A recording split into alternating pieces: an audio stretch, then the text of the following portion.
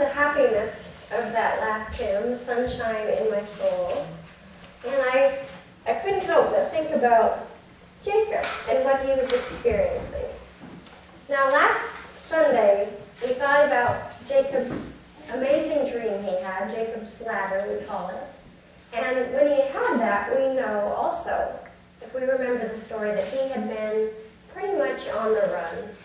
He was headed to his uncle's family, but the reason he had to leave home, we remember, was because he had stolen his brother's birthright and blessings. So this was a dark time for him, and we can only imagine that he must have had a lot of doubt about what was happening in his life, for such a change to occur, for him to have to leave home in such a way. But then, in our story today, things are turning around for him. We get to experience this beautiful moment for Jacob when he falls in love at first sight. And I'm just wondering, did anyone here feel like they fell in love at first sight? Okay, well, I'm seeing no immediate hands. There's probably a lot of reasons for that. Didn't Vernon Sr. say he fell in love at first sight when he met? Didn't even know who she was. So not Vernon Jr. Well, I wish he was here to share that story, because that would be really wonderful to hear. Now, we don't know how Rachel felt about it, but Jacob was clearly just very moved by her. And, you know, as I mentioned in the beginning of today's service, that I kind of thought we would turn to Jacob because we're, in a way, kind of preparing ourselves for a series on Joseph, one of his sons.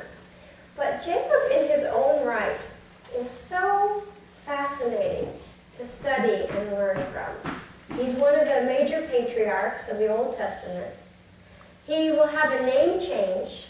The Lord blesses him with the name Israel, which helps a lot to know that as you go forward reading Scripture, to know that reference. And he's the father of the 12 tribes. And he has this fascinating story. And a comment in the Sunday school table was that wondering how much room we have or latitude for some of our weaknesses or frailties as human beings. And I think this is one of those stories that shows clearly that no matter where we are and what we experience, the Lord is always with us. Because Jacob did not start out off real well. You know, it says even in Rebekah's womb, the boys were jostling. And she was wondering, what is happening, you know? And he, you know, of course as they grew up, you know, he had that moment where he more plays the trickster when he takes away those blessings from Esau. But then we kind of get to move along with him in this story, and now we can kind of also feel good about what's happening to him, that he has these experiences of falling in love at first sight, and he is so steadfast in that those 7 years are as only but a few days. And I love that that's a part of the story, because I just wonder, and maybe I've said this before, but I just wonder, who was the first person to really express, or how long has humanity conceived of that idea that time is a very peculiar experience, you know? That it totally matters our state of being. If we are in a positive place, we're enjoying what we're doing, you know, there's the saying, time flies when you're having fun.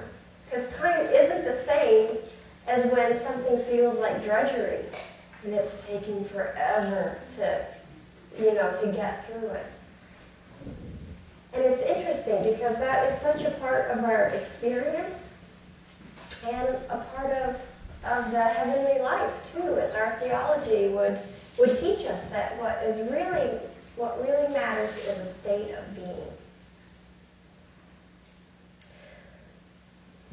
The other part things that kind of just caught my eye about this as I was thinking about the story this week. And I don't know if you thought about it or not. And translations matter. But there are, in this passage, it felt like just a little hint of Christmas. Because there are men from the East, or sons of the East. An older translation will say like sons of the East. And there are shepherds. And as I was reading it, just feeling that the shepherds and the men from the East coming together, I just had a little inkling of Christmas. You know. And we learn in our theology, certainly, and we remember that there are so many different layers to Scripture.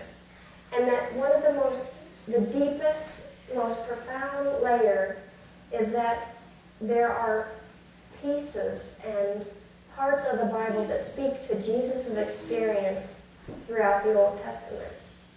And so we can take and understand that there is something to learn about the Lord in Jacob.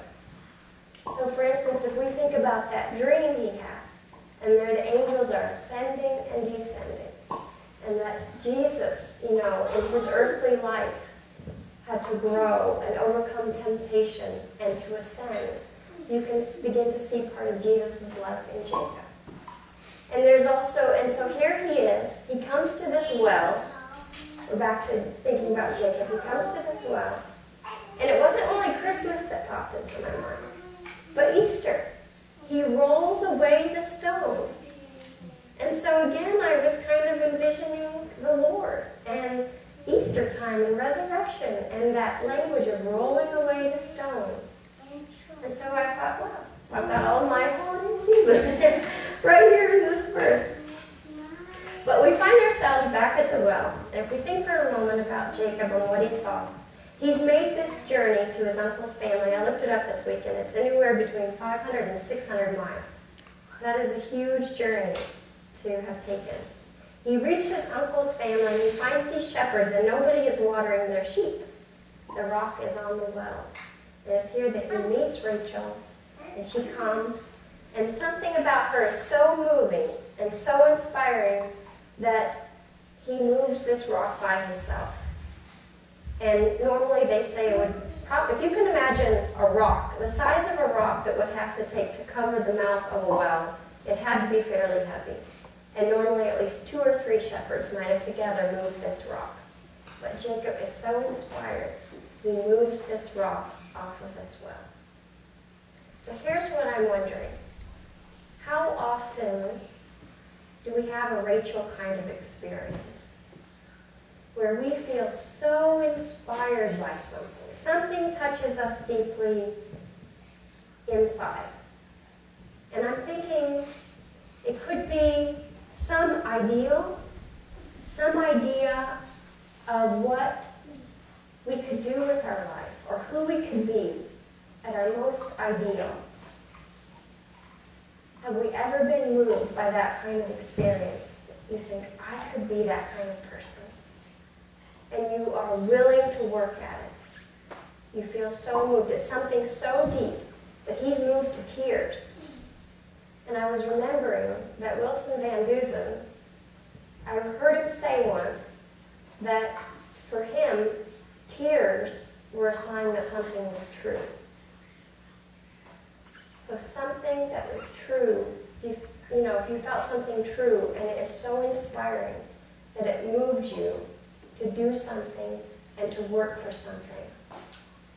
I was thinking initially just, the Almont experience. Anybody who's been there, when I was a teenager, I so enjoyed the lecture time and the class time and seeing the way people interacted with each other, that I always felt inspired that somehow I could take something I was learning or some way that people were interacting and take it home with me. And I always wondered, how do I carry this on with me? Or I thought, well, Rachel's experience of mine might have been motherhood. And just thinking about the idea of being a mom and wanting to be a mother. And it didn't matter how, hearing what other people went through or the sleepless nights, none of that mattered. None of that got in the way of wanting to be excited about being a mother and wanting that to be part of my life and to work for that. So is anyone here, and what I'm hoping is that the church is a Rachel experience. And I'm hoping that and I've heard comments, even lately, about wanting to spread what we learn here. That we want to shout it from the street corners, Why doesn't everybody know this, and wanting to share it with people that we know and love. And that means you've had a Rachel experience to me. There's something that you learned that has excited you so much that you want to come back and continue to learn more. And if you've thought about the church in any way, spirituality, faith, the Word as a kind of Rachel experience, I think you'll really enjoy what Swedenborg said about this particular chapter. And he talks about the well. So I'm just imagining like a well. I don't really know how it works, but we know the well would have been deep enough. And it holds what? It holds water. Now water is cleansing, it's purifying, it's what we would call truth. It's a symbol of truth because we know that truth can change the course of our lives, and it can make us see things we didn't see before and live in a new way. And so we're thinking about water as being truth. And now you've got water in a well, so you've got a container. And so for us, we think, well, what is a container of truth? As Christians, what is a good container of truth? The Bible. Yeah. So we have this image, really, one way of seeing it, as the Word. But what's our problem? There's a rock on top of this well, and nobody is getting to the water. So one way we can think about this rock is just let me see my Bible, is just the literal word. Now, the literal word is beautiful. Some of it is very beautiful, and some of it is hard. It's hard to take, some of the stories, particularly in the Old Testament and New Testament as well. It's hard to take. It's not PG, It's not easy to share with children sometimes. So there's a lot to try to work through to understand what it means for us. Now, Swedenborg said two things about this rock on the well. He said, that rock can only be removed if we do two things.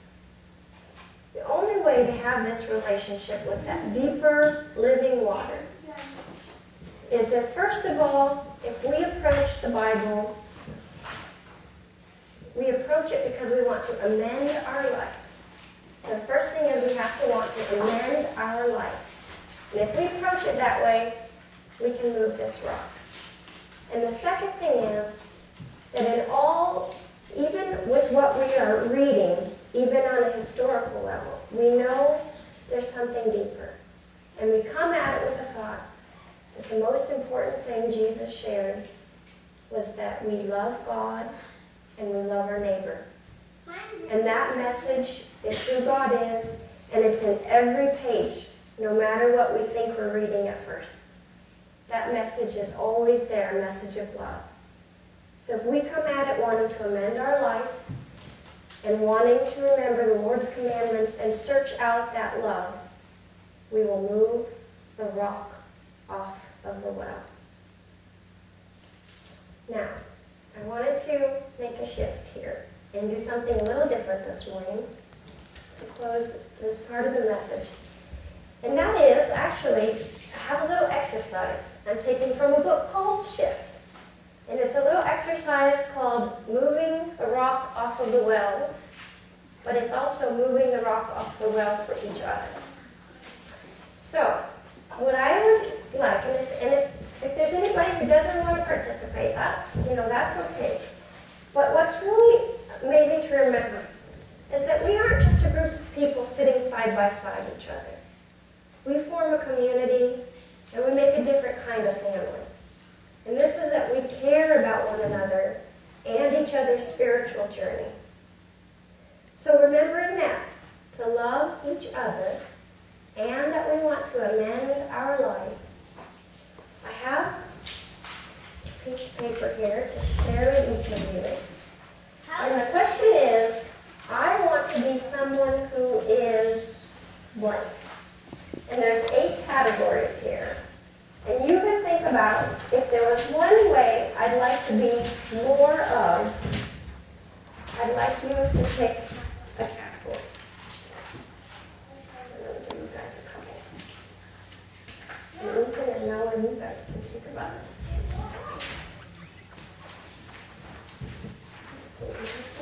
Okay, so if you'll notice the categories, they are forgiving, compassionate, honest, joyful, trusting, patient, courageous, wise. If you think about those categories, and I have enough pencils for everyone, okay? And I want you to think about it just for a moment, and think about if you had to pick one of those that you could see yourself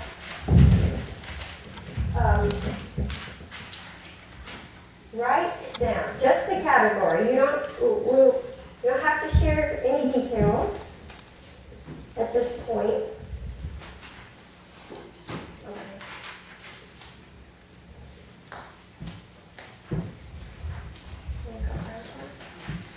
Okay. Okay, so if you had to pick just one, I want you to think about it and write one down.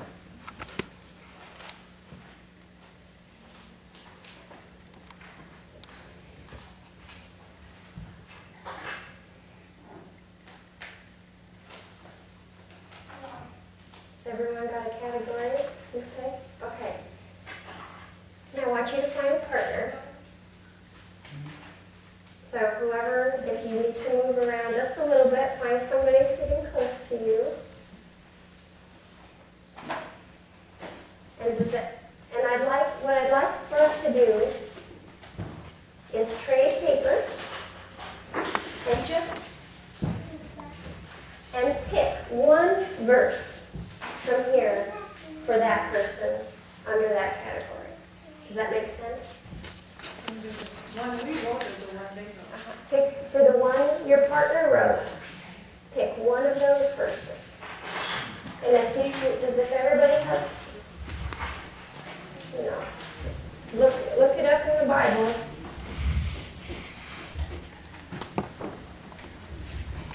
Everyone have a Bible.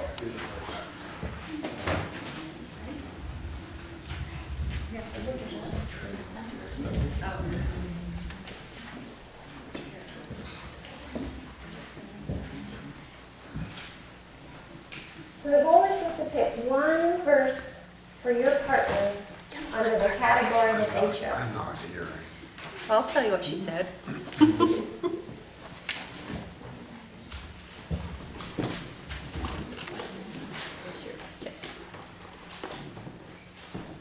So you're supposed to pick which one of these things you want more in your life.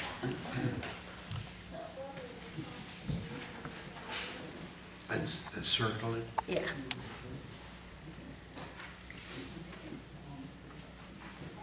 Oh, look, we picked the same one.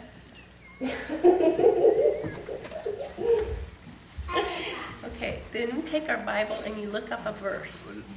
One of those verses.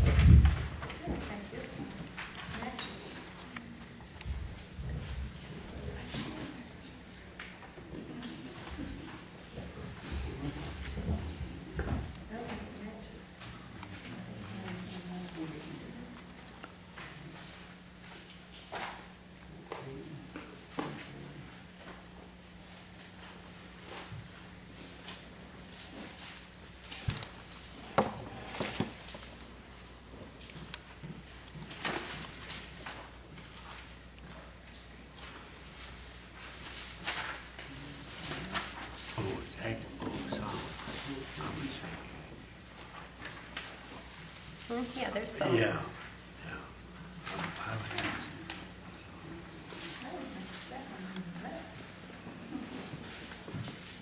And you just find one that you like and And then just write down that verse on your partner's paper.